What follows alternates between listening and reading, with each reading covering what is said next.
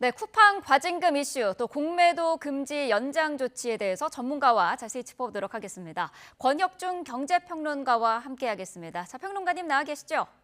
네, 안녕하십니까? 네.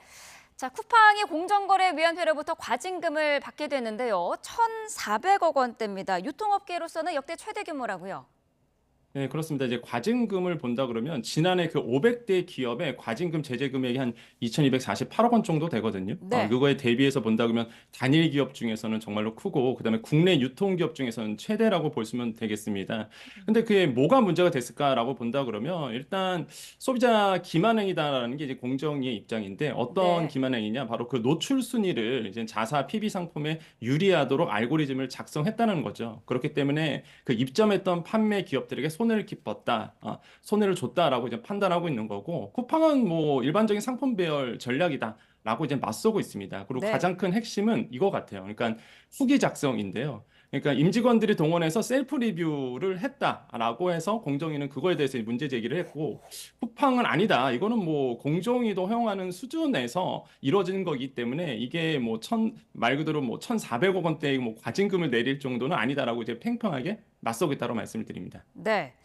자, 쿠팡 측이 반발하면서 곧바로 항소할 뜻을 밝혔는데요. 양측의 입장이 엇갈리는 쟁점들을 좀 하나씩 짚어보도록 하겠습니다. 첫 번째가 일단 자사 브랜드를 내건 PB 상품을 쿠팡이 검색 알고리즘으로 더 자주 노출시킨 그런 부분인데요. 앞서서 말씀하신 것처럼 이른바 상품 진열, 오프라인과 온라인이 다른가, 다르지 않은가의 문제인 것 같습니다. 어떻습니까? 네, 그렇습니다.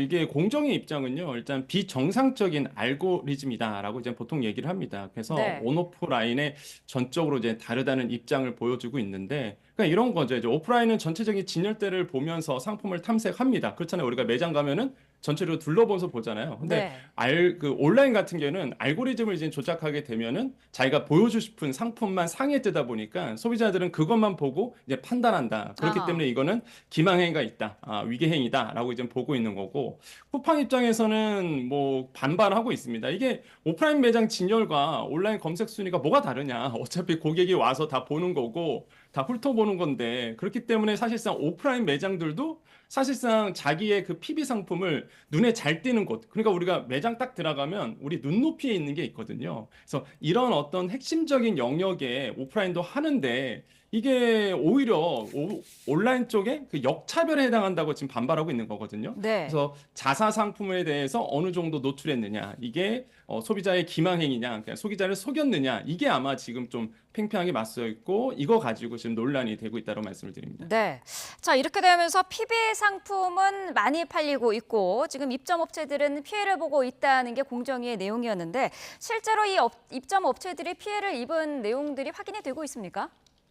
그러니까 쿠팡은 그렇습니다. 이 부분에 대해서 아니다. 봐라. 음. 이게 뭐 PB 상품만 잘 판매된 게 아니라 네. 보통 쿠팡은 PB 상품도 있고요. 그러니까 자사 제품도 있고요. 뭐 직매입 제품도 있겠죠. 그다음에 또 하나의 측이 뭐냐 그러면 이제는 다른 셀러들, 보통 이제 판매자들이 이렇게 입점해서 파는 그냥 소상공인 분들이죠. 이렇게 네. 입점해서 파는 구조도 있는데 이런 분들도 매출이 다 늘었다. 그렇기 아하. 때문에 공정위의 논리는 맞지 않는다라고 이제 반발을 하고 있습니다. 근데 공정위의 입장은 또 달라요. 그거는 원래 온라인 시장에 그 당시에 폭발적인 성장이 있었던 때였기 때문에 PB 상품도 오르고 그 다음에 뭐 다른 제품도 당연히 매출이 올랐을 수밖에 없다. 그렇기 때문에 이게 마치 뭐 쿠팡이 뭐 기본적인 뭐 소상공인 분들이라든지 아니면은 그 입점해서 파시는 분들에 대한 어떤 뭐 베네핏을 줘서 그런 게 아니다라고 보고 있어요. 그래서 네. 지금 보면은 공정위가 이번 자료를 좀 보여줬는데 쿠팡이 19년과 2022년도 상품별 거래 비중을 보면은요. 직매입 매출이, 그러니까 직매입이라는 거는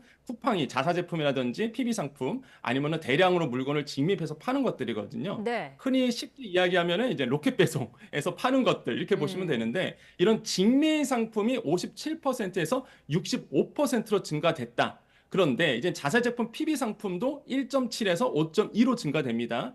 반면에 이 입점 업체에서 이제 입점 업체이죠. 그러니까 중개에서 파는 겁니다. 하면 이런 비중이 40%에서 29%, 그러니까 일반 소상공인이라고 보시면 돼요. 이 비중이 40에서 29%로 줄었다는 거죠. 그렇기 네. 때문에 사실상 쿠팡의 논리는 맞지 않는다라는 게 이제 또 공정위의 입장이라는 말씀을 드립니다. 네.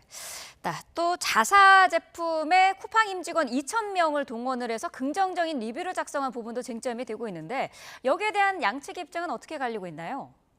네, 공정의 입장은요, 이 리뷰 작성은 소비자 기만 행위다. 그리고 이제는 위계 행위다라고 보고 있는데, 뭐 위계 네. 행위란 거는 이제는 상대를 속여갖고요, 목적을 달성하는 행위 이렇게 이제 보시면 되는데, 한마디로 이겁니다. 이제 핵심은 뭐냐면 쿠팡이 임직원들을 동원해갖고요, 거기다가 후기를 답니다. 아, 자사 제품에 대해서, 직미 제품에 대해서, 그러니까 이거 너무 좋다. 아, 이거 써보니까 너무 편하더라. 이렇게 이제 리뷰를 단 거죠. 네. 그래서 이제 공정위는 이게 소비자를 기망했다. 한마디로 속였다. 그다음에 속여서 목적을 달성했다. 이윤이겠죠, 결국에는. 그렇기 때문에 이건 문제가 있다라고 보고 있는 거고, 쿠팡 입장에서는 이제 이런 얘기를 합니다. 임직원 대상으로 이런 뭐 리뷰 작성 이벤트 하는 거는 제재 대상이 아니다. 공정위의 심사 지침에도 이런 임직원 체험단은 명백하게 허용하고 있다라고 이제 반박을 하고 있는데, 중요한 건 그거 같아요. 이게 임직원 이벤트인지, 그리고 임직원이 달았다는 거를 소비자들이 정확하게 알았는지가 중요한 것 같습니다. 왜냐하면 네. 소비자들은요, 사실 거기에 나오는 리뷰를 보고 판단하거든요. 저도 그렇습니다. 저도 이제는 뭐 자사 제품이라든지 아니면 거기에 있던 로켓 배송 상품들 같은 경우에 후기 이런 거 보고선 판단을 하는데, 네. 이게 임직원들이 썼는지 안 썼는지 이거를 내가 알았다 그러면 좀 더 소비자의 선택이 더 넓어질 수 있겠죠. 근데 그 부분이 노출이 안 되다 보니까 공정위 입장에서는 이거는 기망행위다. 이렇게 이제 판단을 하고 있습니다. 네, 그렇군요. 자, 소비자 입장에서는 사실 이 부분이 가장 관심일 것 같은데 쿠팡 측은 실제로 1,400원대의 과징금을 내면 현재 하고 있는 로켓 배송 서비스에도 차질이 생긴다. 이렇게 지금 이야기를 하고 있는데요. 자, 쿠팡이 이런 얘기를 하고 있는 배경은 어떤 건가요? 일단 뭐 아시겠지만은 R태시라고 보통 얘기하죠. 알리익스프레스, 테무. 굉장히 시커머스가 공격적으로 우리 시장에 진출하고 있습니다. 그래서 네. 쿠팡이 이제는 거기에 전략적으로 대응하기 위해서 야, 우리나라에 3조 원을 투자하겠다. 뭐해? 물류센터를 2027년까지 더 세우겠다. 그러면 거기서 일자리가 생기고 고용이 창출이 되겠죠. 근데 이번에 이제 공정위의 제재가 들어옵니다. 그래서 이제 쿠팡이 만약에 이게 공정위대로 된다 그러면 그 논리가 된다 그러면 우리는 3조 원 투자 못할 수도 있다. 그러면 고용이 안 일어나고 그냥 물류센터가 안 생기는 거거든요. 그렇기 때문에 이러한 어떤 부분을 굉장히 좀 그렇죠. 사실 시장에서 보면 위협적으로 좀 느낄 수밖에 없는데 그래서 쿠팡 입장은 그럽니다. 아니 PB 제품, 그다음에 이제 자사 제품, 직미 제품에 대해서 이렇게 규제가 온다 그러면 아니 그러면 이제는 로켓 배송 하지 말라는 얘기냐? 왜냐하면 로켓 네. 배송 자체가 그 자사 제품이라든지 직맥 상품이거든요. 음. 그러니까 자유롭게 뭐 추천할 수 있고 판매할 수 있는 거를 규제한다. 너무나 많은 규제다. 그렇게 되면 로켓 배송에 문제가 생기고 로켓 배송에 문제가 생기면 물류센터 왜 세우냐 이거죠. 그래서 쿠팡은 그렇게 입장을 보고 있고 공정의 입장은 아닙니다. 이거는 여론 호도 행위다. 예, 그래서 이게 일반적으로 추청 행위를 금지하는 거는 아니다라는 거죠. 한마디로 소비자를 속였던 부분은 한마디로 임직원들이 댓글 달았는데 그게 임직원들이 댓글 달았는지 안 달았는지를 소비자는 모르잖아요. 그래서 네. 이런 어떤 부분에 대해서 뭐 투명하게 보여준다 그러면 문제가 되진 않겠죠. 그래서 음. 이런 부분에 대해서 이제는 얘기하고 있고 추천행위 그 자체를 금지하는 게 아니다라고 이제 공정위는 얘기하고 있습니다. 그래서 네. 이런 것도 지금 굉장히 좀 팽팽하게 맞서고 있고 사실 위협적이긴 해요. 사실 그 쿠팡의 얘기가 막 이렇게 들어오면 예, 물론 직접적으로 얘기는 안 하는데 쿠팡 입장에서는 이렇게 들어오면 우리는 투자 더 이상 단행할 수가 없다라는 게 사실 시장에서는 굉장히 압박으로 좀 다가오고 있다. 그리고 아하. 정부 입장에서도 그게 좀 압박으로 다가오지 않을까 저는 좀 그렇게 생각을 하고 있습니다. 네, 그렇군요. 자, 아무래도 쿠팡 사용자들이 많아서 관심이 집중되는 이슈여서 가장 먼저 짚어봤고요. 다음으로 공매도로 넘어가 보도록 하겠습니다. 어제 금융위원회가 이 공매도 금지 조치를 내년 3월까지로 연장을 했죠. 먼저 이 공매도가 무엇인지 그리고 정부는 왜 이것을 금지해 왔는지 먼저 조진혁 앵커가 간단하게 정리를 해보고 말씀 이어가도록 하겠습니다. 자, 뉴스에서 많이 접했지만 매번 헷갈리는 이 공매도 알기 쉽게 예를 들어서 설명드리겠습니다. 자, 일단 공매도란 투자자가 주식을 빌려서 팔고 나중에 주식을 사서 다시 갚는 거래 방식인데요. 그러니까 주식이나 채권이 없는데도 판다는 겁니다. 이게 어떻게 되는 건지 잘 이해가 안 되시죠? 예를 들어서 용어를 뜯어서 먼저 살펴보겠습니다. 자, 공매도 한자부터 살펴보면요. 빌공의 매도. 네, 없는 것을 판다는 뜻입니다. 주식이 없는데 어떻게 판다는 걸까요? 그래서 이걸 빌려서 거래를 하고 수익을 얻는 구조인 겁니다. 자, 그렇다면 어떤 원리로 수익을 내는 걸까요? 주식을 빌린 시점과 다시 갚는 시점의 시세 차익이 있겠죠? 이걸 노리는 겁니다. 자, 그렇다면 예를 들어서 설명드리겠습니다. 자, 공매도 투자자인 제가 진혁컴퍼니라는 회사의 주식을 빌렸다가 3개월 뒤에 갚기로 했다고 하겠습니다. 진혁컴퍼니의 주가는 현재 10,000원입니다. 자, 지금 여기서 제가 100주를 사서 곧바로 시장에 갖다 팔면 제게는 현금이 100만 원이 생기겠죠.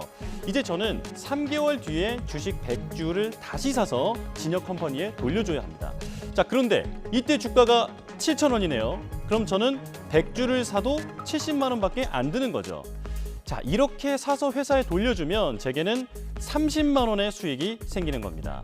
여기에 주식을 빌려준 측의 빌린 비용 등 어떤 이자 같은 것까지 주면서 양쪽의 거래가 성사가 되는 거죠. 이게 공매도의 수익 원리입니다. 자, 그러면 반대로 다시 주식을 돌려줘야 하는 시점에 만약에 주가가 높아지면 어떻게 될까요? 3개월 뒤에 주가가 7,000원이 아니라 12,000원이 됐다면 저는 100만 원이 아니라 120만 원을 들여서 주식을 사줘야 합니다. 그렇게 되면 수익은커녕 20만 원의 손해를 보게 되는 거죠. 자, 그래서 기본적으로 공매도는 주가가 떨어질 것으로 예상되는 회사의 주식을 빌립니다.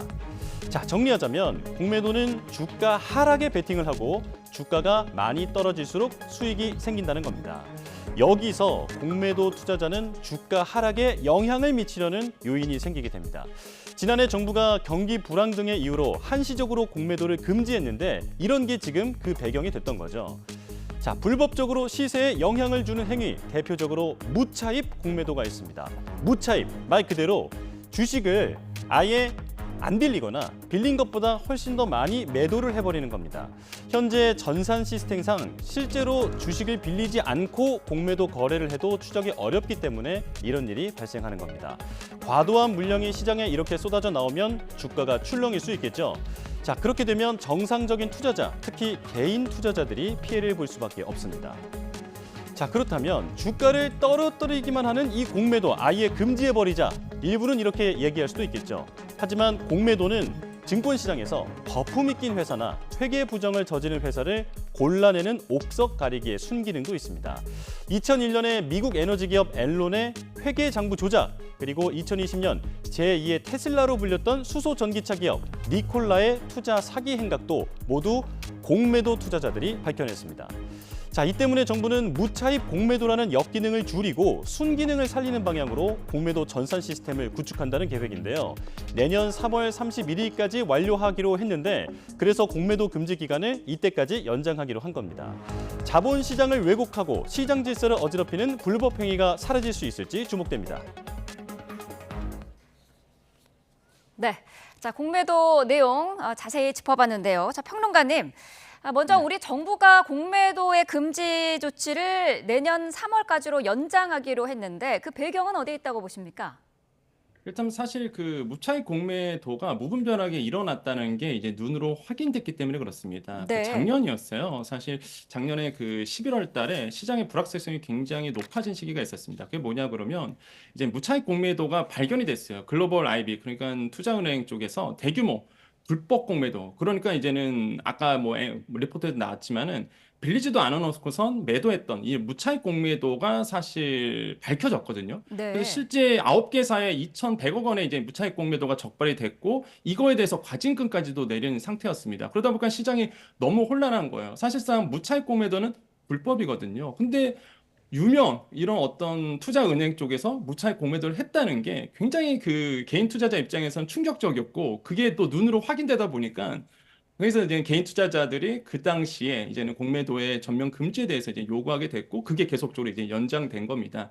근데 이제는 무차익 공매도를 막기 위해서는요 전산 시스템이 나와줘야 되거든요. 네. 근데 아직 전산 시스템이 구축이 안 됐어요. 그게 이제 아하. 내년 3월까지 정부의 계획은 내년 3월까지 구축하겠다. 그러면 그 사이에 만약에 공매도 금지를 풀어버리게 되면은 또 무차익 공매가 나올 수도 있고요. 그렇게 되면 개인 투자자들에게 큰 혼란을 줄 수가 있겠죠. 그래서 정부는 전산 시스템이 구축되기 전까지 계속적으로 이제 공매도 금지를 연장하겠다라고 이제 밝혔습니다. 네. 자, 어쨌든 우려스러운 부분에 대해서는 탄탄히 좀 준비를 하겠다 그런 입장인 것 같은데 특히 이번 개선안을 통해서 개인과 기업 간의 기울어진 운동장 바로잡기에도 나선다고요.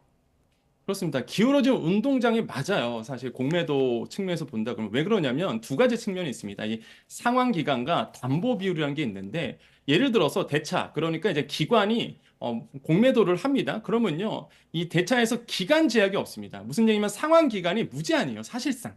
왜 그러다 보니까 언제든지 내가 그 물량을 잡고 있다가 주가가 떨어질 때 사실상 갚아버리면 되거든요. 네. 그러니까 언제까지 갚어 이게 없어요. 상환 기간이 무제한이다 보니까. 그래서 이번에 이게 문제가 돼서 개인 투자자들이 요구했던 것처럼 이 기관 투자자들도 대차 공매도죠. 그래서 개선을 한 게 90일까지. 예, 90일까지 상환 기간을 뒀고 연장은 최대 12개월까지. 그러니까 이게 개인 투자자들과 똑같습니다. 개인 투자자들은 딱 90일이거든요. 네. 그러니까 90일 안에 상환을 해야 돼요. 그러면 뭐 정말로 잡고 싶은데 더 공매도에서 물량을 대차 잔고를 낳고 싶은데 계속 이걸 잡아줄 수가 없거든요. 그러면 손해를 보고 팔 수밖에 없는 부분도 있어요. 주가가 더 오르게 되면. 그래서 사실 이게 그럼 기관과 개인 투자자들의 너무 기울어진 운동장이다. 이 얘기를 이제 평판을 맞춘 겁니다. 그래서 기관 투자자들과 똑같이, 그러니까 개인 투자자들과 똑같이 해서 90일 딱 상환 기간 정하고 연장도 최대 12개월까지 딱 정했고요. 그다음에 담보 비율도 사실 기울어졌었죠. 그러니까 왜 그러냐면 기관 투자자들은 담보 비율이 105%입니다. 그러니까 사실상 담보 비율이 개인보다 적어요. 개인은요 120%를 담보 비율로 갖고 있어야 됩니다. 그럼 네. 더 많은 돈을 사실 담보 비율로 갖고 있어야 되거든요. 아니 같은 공매도인데 왜 기관과 개인 투자자들이 차이를 두냐 이거죠. 그래서 개인 투자자들이 요구했던 것이 이렇게 그러면 똑같이 만들어 달라. 그래서 이번에 바뀐 게 개인 투자자들의 그 담보 비율도 120%에서 105%로 이제 줄어들게 됩니다. 그러면 훨씬 더 많은 분들이 사실상 이제는 공매도에 나설 수 있는 여력이 생기죠. 그래서 이렇게 기울어진 운동장을 이제 평평하게 만들어 줬다. 그런 의미가 이번에 아마 제도에 담기지 않았을까 이렇게 생각을 해봅니다. 네. 자, 특히 이번에 내놓은 개선안 가운데 처벌을 강화한 부분도 눈에 띄는데 다른 나라와 비교했을 때 어느 정도 수준으로 볼 수 있을까요? 제가 개인적 생각은 처벌 그래도 약하다 이렇게 아하. 생각을 해보는데 네. 근데 왜 그러냐면 사실 지금 현행 같은 경우에는 그 뭐 만약에 무차익 공매도에서 불법적인 행위가 일어난다라고 본다 그러면 벌금이 한 3배에서 5배 정도 부당 이득에게 이번에 개선이 된 게 4배에서 한 6배 정도 이렇게 조금 늘어났죠. 네. 그다음에 이제 징역도 마찬가지입니다. 이게 보시면 50억 원 이상의 이제는 부당 이득액이 있다 그러면은 최대 무기징역까지 내릴 수 있도록 이번에 개선이 됐는데 사실 외국 같은 경우에는요. 이게 뭐 미국 같은 경우 말씀드리면 무차익 공매도 같은 경우가 그러니까 무차익 공매도는 불법 공매도입니다. 불법적인 거죠. 이 무차익 공매도에 65억 원 이하의 벌금 및 한 20년 이하의 징역까지 적용을 하고 있고 그다음에 부당이득도요. 10배예요, 10배. 그러니까 우리나라 지금 개선안보다 더 높죠. 그다음에 이제 영국 같은 경우는 벌금 상한선이 없습니다. 그러니까 무슨 네. 얘기냐? 금융자본시장이 굉장히 발전된 나라고 사실상 금융시장이 탄생된 나라잖아요. 영국과 미국은. 그러다 보니까 이거에 대해서 굉장히 엄격합니다. 벌금 상한선 없다는 얘기는 그냥 뭐 불법적인 게 해봐. 금융시장을 흔들어봐. 아예 그냥 패가망신 시켜줄게. 딱 이런 네. 거예요. 사실 취지가. 그러다 보니까 벌금 상한선이 없습니다. 그렇기 때문에 사실 불법 무차익 공매도를 하고 싶어도 사실상 이런 벌금이 상한선이 없다 보니까 못 하거든요, 사실. 그래서 제재가 너무 강하다 보니까. 그러니까 우리도 이 정도로 나서줘야 된다라는 생각이 좀 드는데 네. 하지만 일단 개선 사항에서는 뭐 그렇게까지는 나오지는 않고요. 아까 말씀드린 것처럼 뭐 50억 원 이상 같은 경우에는 뭐 부당이득액이 계속 책임 무기징역까지 나올 수 있도록 이번에 개선책을 내놨다. 근데 다만 중요한 거 개정 사항입니다. 네. 이게 뭐 정부가 하고자 해서 되는 게 아니라 국회에서 22대 국회에서 개정 사항이기 때문에 이거를 좀 개정을 해줘야지만 가능한 부분이다라고 말씀을 드립니다. 네. 자, 공매도 이슈까지 짚어봤고요. 이제 잠시 뒤면은 우리 증권시장도 개장을 하는데 미국발 훈풍으로 코스피가 전 고점 경신을 앞두고 있는 상황입니다. 이런 소식들이 어떤 영향을 미칠까요? 전반적으로 보면은 뭐 괜찮은 그러니까 장점이 많은 사실 제도 개선이다 보니까 제가 봤을 때는 뭐 주식시장에 좋은 흐름을 이어갈 것이다라고 보고 있습니다. 근데 다만 요즘 주식시장이 워낙 그 테마성 중심으로 가는 시장이다 보니까 사실 뭐 무차익 공매도에 대한 제재가 들어왔다. 개인 투자들이 원했던 대로 갔다 그래서 뭐 직접적인 어떤 호재라든지 그렇게 보지는 않고요. 다만 일각에서는 이런 얘기를 합니다. 기간의 평균 공매도 기간이 60일 남짓이거든요. 지금 평균 본다 그러면 네. 그럼 이거를 뭐 말 그대로 뭐 최장 12개월까지 늘려준다 하더라도 어차피 뭐 기관들은 평균 공매도 기간이 60일인데 이게 과연 실효성이 있겠느냐 이런 목소리도 나와요. 그래서 사실상 우리나라에 오늘 장이 열리는 거에 이 뭐 공매도 무차익 공매도 규제라든지 공매도 제도 개선 이런 부분이 뭐 직접적인 어떤 호재로서 작용하기는 좀 어렵다. 하지만 다양한 테마성 이슈로 인해서 우리나라의 주식시장은 계속적으로 우상향하는 분위기는 계속적으로 연출될 것이다. 이렇게 보고 있습니다. 네, 알겠습니다. 자, 경제 관련 빅 이슈들 짚어봤습니다. 권혁준 경제평론가와 함께했습니다. 오늘 말씀 감사합니다. 네, 감사합니다.